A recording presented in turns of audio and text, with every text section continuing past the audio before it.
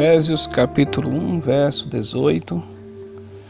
Iluminados os olhos do vosso coração, para saber de qual é a esperança do seu chamamento, qual a riqueza da glória da sua herança nos santos. Até aqui a palavra do Senhor. Falamos na mensagem anterior sobre o verso 17, onde Paulo intercede a Deus pelos irmãos de Éfeso. Esses irmãos, eles estavam já crescendo na fé. Paulo já via neles o amor, a fé. Então Paulo estava preso em Roma e ouve falar a respeito da igreja de Éfeso. E ali Paulo escreve e diz que está orando por eles e pedindo algumas coisas a Deus. E ele pede no verso 17 que Deus dê para eles o espírito de sabedoria e o espírito de revelação. E ali o espírito de sabedoria é aquela ideia de olhar as coisas com os olhos de Deus. E o espírito de revelação é a ideia do desvendamento, tiramento do véu, para entender as coisas que concernem a Deus.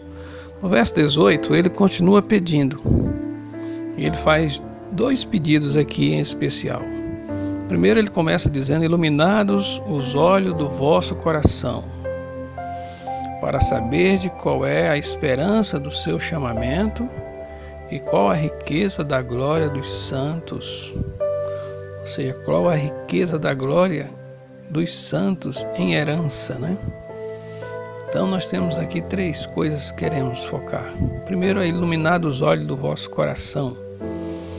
Aqui ele usa coração como centro do ser. Na verdade, isso é notório em todas as escrituras. Coração não é somente o centro das emoções, mas é o centro do ser. Então, em outras traduções, fala iluminando o vosso entendimento. O vosso entendimento para compreender. Então, Paulo ora a Deus e pede a Deus essas coisas para que aqueles irmãos fossem fortalecidos. Vamos lembrar que antes da iluminação, o homem está em cegueira, em trevas, em ignorância e dureza. Essa expressão dureza fala do calosidade, ou seja, é como se a pessoa tivesse um calo, algo que é insensível ao contato. Então o ser humano, ele está nessa situação. Então é preciso a ação do Espírito Santo para que haja nele um discernimento. Paulo chama aqui de iluminação.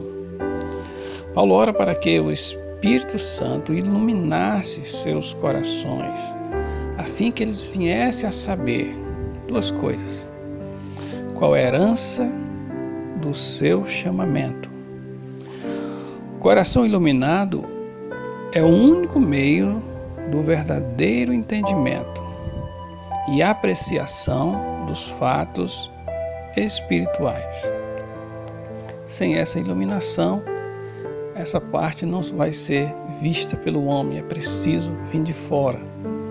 No caso, quando Deus age na vida do homem e passa a dar isso ao homem. Negativamente, quando o Espírito Santo ilumina os olhos do coração do homem, ele vê a negridão das suas maldades, das sujeiras existentes ali, e que essas maldades estão ainda em atividades, dominando o ser do homem. E ele passa a enxergar isso por meio da iluminação do Espírito Santo. Então aquela ideia de eu olhar para mim mesmo, ver as coisas com os olhos de Deus, daquilo que existe em mim e que Deus quer que eu veja. Ele já viu e continua vendo todo dia. Os olhos do Senhor vê todas as coisas. Mas aqui a iluminação é para que o homem veja o que ele é de fato por dentro. Em segundo lugar, a graça de Deus em Cristo, envolvendo aqui a capacidade de ver olhar para o que Cristo fez, olhar para a cruz, olhar para a morte de Cristo, olhar para tudo aquilo que Jesus fez, isso por meio da iluminação do Espírito Santo. É diferente uma pessoa quando olha para o que Cristo fez com os olhos naturais. Ele não vai enxergar muita coisa. Ele vai enxergar, alguns enxergam como, ali foi um exemplo de amor, ali foi um ato para ficar registrado na mente de muitas pessoas, algo histórico. Mas com os olhos iluminados, a gente vai ver além do nosso natural. Então é preciso isso. Paulo via isso como grande necessidade para aqueles irmãos ali. Por isso Paulo já intercede. Você vê que Paulo já era um homem já maduro na fé. E aqueles irmãos eram irmãos novícios, ou seja, eram novos na fé e precisavam dessa parte que Paulo chama, iluminando os olhos dos vossos corações para que vocês venham saber, certo? Venham saber, compreender qual a esperança do seu chamamento. Aqui envolve esses dois elementos, né? A parte negativa, a nossa negridão, e a parte positiva, ver o que Cristo fez por nós. Depois, ele enfatiza que tudo que aqueles irmãos têm é da iniciativa de Deus, ou seja, é Deus que vai até o homem, não é o homem que vai até Deus.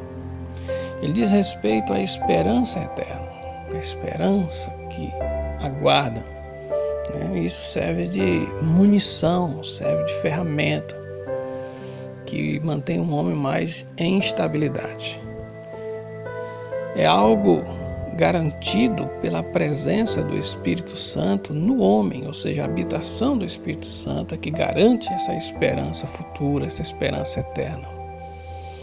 Paulo não vê que essa esperança é necessária, ou seja, Paulo vê que essa esperança é algo necessário para turbinar a vida do cristão, ou seja, elevar, deixar ele mais forte, deixar mais firme. E o segundo pedido que ele faz, qual a riqueza da glória de sua herança nos santos? Aqui está falando das bênçãos, né? A primeira bênção aqui que Paulo alista é a salvação. É a salvação que traz segurança ao homem. O homem salvo, ele está pronto para qualquer eventualidade da vida, né? Está em Cristo. A Bíblia diz: nenhuma condenação há para aqueles que estão em Cristo. Que fala da graça restauradora, ou seja, a santificação.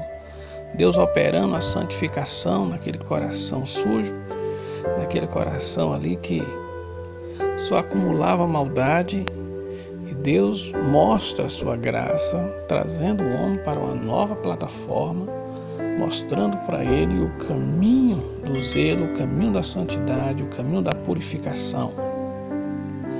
Outro elemento secundário que a gente acha aqui é o ato do homem compreender que ele está em Cristo. Isso tudo é obra do Espírito Santo, né? E saber que ele está ligado a Cristo e Cristo está ligado a ele. Então, são esses dois pedidos que Paulo anexa na sua oração. Aqui queremos fazer uma ressalva e lembrar a todos nós que aqui Paulo está intercedendo, né? Que a capacidade nós temos de orar por qualquer pessoa, embora esteja distante, embora esteja doente. Você vê, a gente percebe claramente que o fator intercessão é importante. Jesus disse: orai uns pelos outros. Tiago diz: orai uns pelos outros. Então aqui Paulo está intercedendo por aqueles irmãos para que eles tivessem esses dois elementos já anexados aos dois elementos anteriores do verso 17, que é o espírito de sabedoria e o espírito de revelação. E aí ele coloca qual a esperança do seu chamamento. E aqui ele coloca esses dois elementos como parte essencial na vida cristã. A gente viver uma vida cristã sem olhar as Escrituras, sem prestar atenção no que está nas Escrituras, o que realmente nós, pecadores, precisamos da parte de Deus, são coisas que muitas vezes muitas pessoas deixam de ensinar. Ensinam outras coisas, mas são coisas secundárias. Aqui Paulo está falando de coisas primárias, coisas necessárias para deixar aqueles irmãos numa posição elevada em Cristo. E que Deus aplique essa palavra, essa meditação em nossos corações. Amém.